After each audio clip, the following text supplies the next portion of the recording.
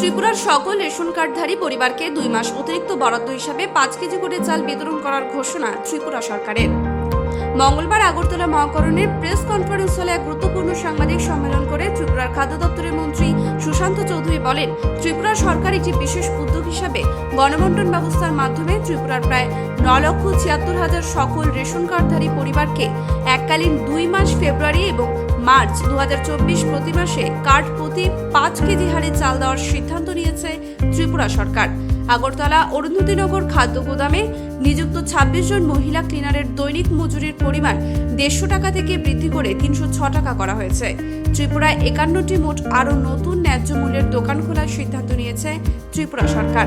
পাশাপাশি সরকারি ন্যায্য মূল্যের দোকানের মাধ্যমে গোমতী ডেয়ারি ফার্ম উৎপাদিত দুগ্ধজাত সামগ্রী সরবরাহ করার সিদ্ধান্ত নিয়েছে ত্রিপুরা সরকার। সাংবাদিক সম্মেলনে জানিয়েছেন ত্রিপুরার খাদ্য দপ্তরের মন্ত্রী সুশান্ত চৌধুরী। ত্রিপুরা থেকে বিক্রম কর্মকারের রিপোর্ট, এক্সটিভি বাংলা।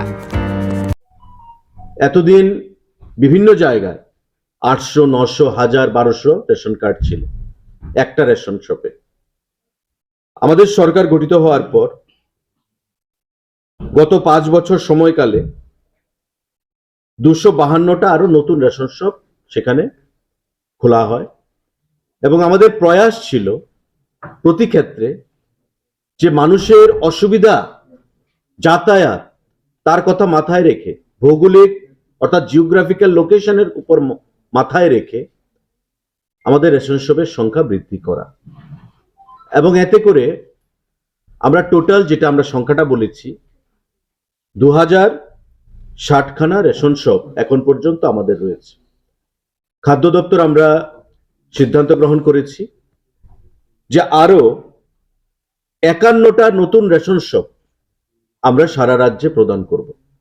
নতুন লাইসেন্স, নতুন রেশন ডিলার আরো 51 জন আমরা সারা রাজ্যে নিয়োগ করব এবং এতে করে যে ক্রাইটেরিয়া মিনিমাম কার্ড থাকতে হবে 400 প্রতিটা রেশন শপে এবং এমন 51টা রেশন শপ রয়েছে যেখানে 800-র মতো কার্ড রয়েছে।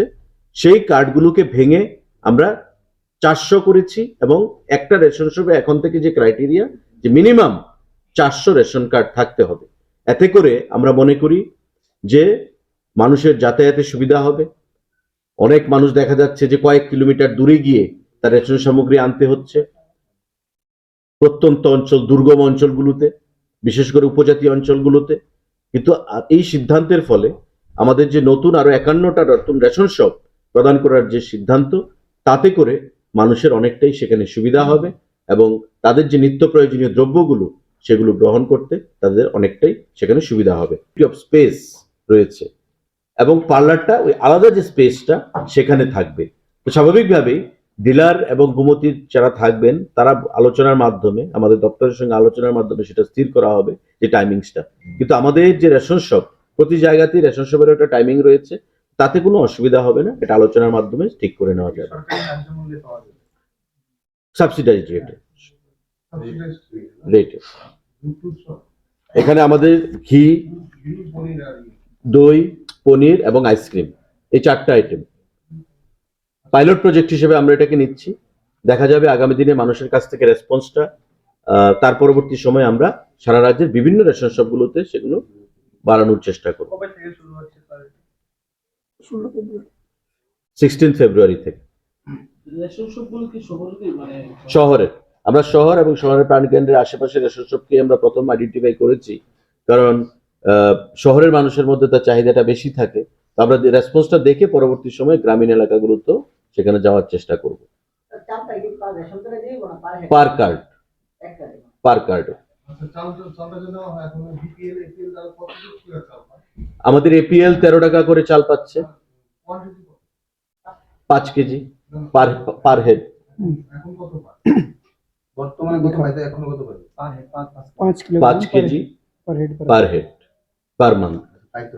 এখনো পায়, এখনো পার কার্ড।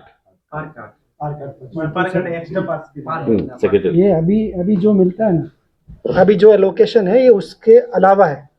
अभी का বিনামূল্যে চাল প্রদান করা হয় এবং তার বাইরে আরো অনেক জিনিস রয়েছে।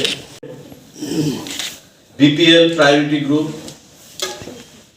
যারা রয়েছেন তারা বিনামূল্যে পান কেজি মূল্যে। অর্থাৎ আগে এপিএল যারা